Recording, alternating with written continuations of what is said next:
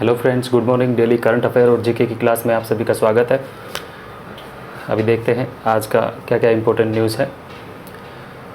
जो crypto currency के जो लेन देन है उसको अवैध घोषित कर दिया है चाइना ने, और जो चाइना का सबसे बड़ा बैंक है जो है पीपुल्स बैंक ऑफ चाइना, उसके अनुसार क्रिप्टो करेंसी को अवैध घोषित किया गया है। ठीक है, तो ये इम्पोर्टेंट है। उसके बाद जो है 27 सितंबर को विश्व पर्यटन दिवस मनाया गया है, काफ़ी इम्पोर्टेंट है। और पर्यटन के लिहाज से 2020 काफ़ी ज़्यादा सबसे ख़राब वर्ष घोषित हुआ है।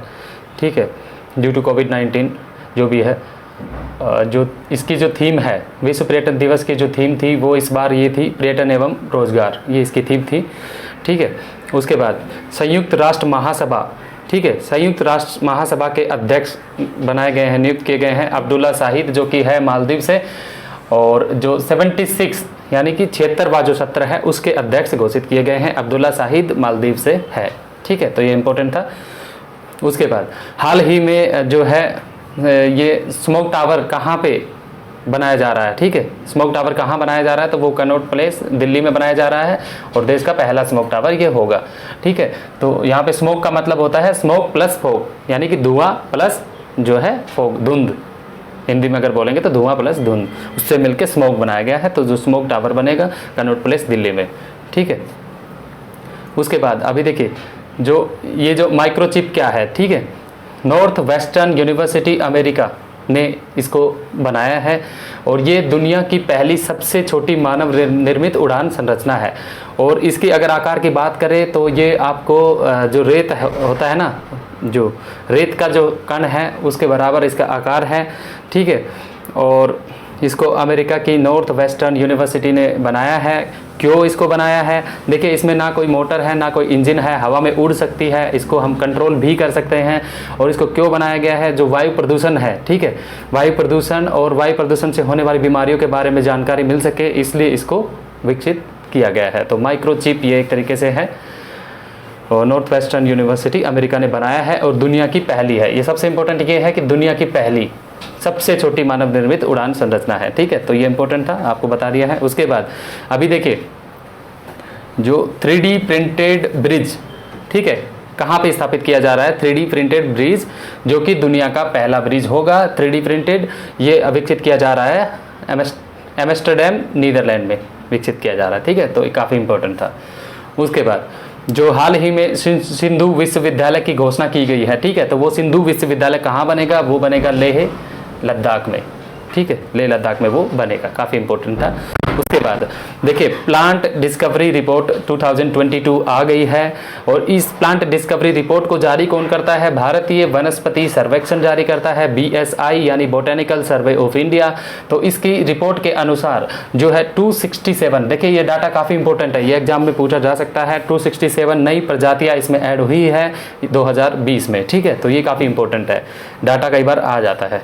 ठीक है, कितनी प्रजातियाँ इसमें ऐड हुई है। और जो ये रिपोर्ट है प्लांट डिस्कवरी रिपोर्ट है, जारी कौन करता है? भारतीय वनस्पति सर्वेक्षण, BSI इसको जारी करता है।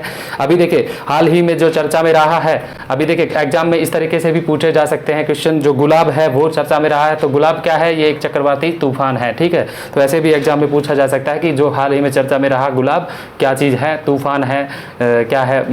भूकंप है, किसका नाम है? तो कुछ भी हो सकता है। तो वो चक्रवाती तूफान है, और ये कहाँ पे इसका जो है संबंध कहाँ से है? बंगाल की खाड़ी से है।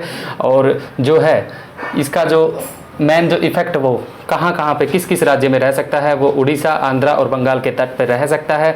और अभी जो है आज ही की जो न्यूज़ है उसके अकॉर्डिंग जो है उड़ीसा और आंध्रा के तट पर भारी वर्षा की जो है वार्निंग दी गई है। ठीक है, इस गुलाब चक्रवात की वजह से। और जो गुलाब, इसका जो नामकरण जो किया गया है गुलाब, वो किया है पाकिस्तान ने। ठीक है, पाक। ठीक है, तो ये हो गया। उसके बाद देखो एक और इम्पोर्टेंट है, जो साल 2021 का पहला चक्रवात, ठीक है, जो आया था उसका क्या नाम था? तो उसका नाम था ताउते। ठीक है, ताउते। और ये क्या है? अरब सागर से रिलेटेड है, अरब सागर में इसका है इफेक्ट रहा है। उसके बाद जो इसका नामकरण किसने किया था? म्यांमार ने इसका नामकरण किया था। तो ये दोनों इंपॉर्टेंट है। ठीक है, नाम याद रखना जरूरी है, ताउते और गुलाब क्या है, ताउते क्या है। ठीक है, काफ़ी ज़्यादा चर्चा में ये रहे हैं। ठीक है, अभी देखिए देश की सर्वोच्च समाचार एजेंसी जो है press trust of India, PTI, ठीक है, प्रेस जो सर्वोच्च समाचार एजेंसी है उसके चेयरमैन बना दिए गए हैं। वो किसको बनाया है? अवीक सरकार को उसका चेयरमैन बना दिया गया है, अवीक सरकार को। ठीक है, तो ये सबसे इम्पोर्टेंट था। उसके बाद जो सोजत मेहंदी, देखिए सोजत मेहंदी जो है पाली राजस्थान की है, इसको जीआई टैग मिल गया है। ज्योग्राफिकल आइडेंटिफिकेशन टैग यानी भौगोलिक संकेतक इनको मिला है, और जो जीआई टैग है वो 10 वर्षों के लिए दिया जाता है। तो सोजत मेहंदी पाली राजस्थान को मिल गया है, तो ये इम्पोर्टेंट था। ठीक है, इसके बाद कुछ इम्पोर्टेंट जो है पद हैं उनके जो है अध्यक्ष, और जो इम्पोर्टेंट आपको याद करने चाहिए तो वो मैंने यहाँ पे मैं आपको याद करवाता हूँ, बताता हूँ। देखिए भारत के मुख्य चुनाव आयुक्त इस वक्त वर्तमान में कौन है? मुख्य चुनाव आयुक्त ये है सुशील चंद्रा। ठीक है, और जो भारत के मुख्य सतर्कता आयुक्त, ठीक है, ये कौन है? सुरेश पटेल अभी। ठीक है, वर्तमान के मैं बता रहा हूँ। और इंटरनेशनल कोर्ट ऑफ जस्टिस का जो है मुख्यालय वो कहाँ पे है? हेग, नीदरलैंड में है। ठीक है, तो ये कुछ इंपॉर्टेंट जीके के क्वेश्चन है या पता होना चाहिए। जो अभी देखिए हाल ही में जो राज्यसभा टीवी और जो है लोकसभा टीवी को मिला के एक संसद टीवी बनाया गया है। ठीक है, तो जो संसद टीवी के जो फर्स्ट सीईओ कौन है? काफ़ी इंपॉर्टेंट है। फर्स्ट सीईओ किसको बनाया गया है? ये बनाया गया है रवि कपूर को। उसके बाद नेशनल स्कूल ऑफ ड्रामा के अध्यक्ष कौन है? ये पता होना चाहिए, प्रेस रावल है।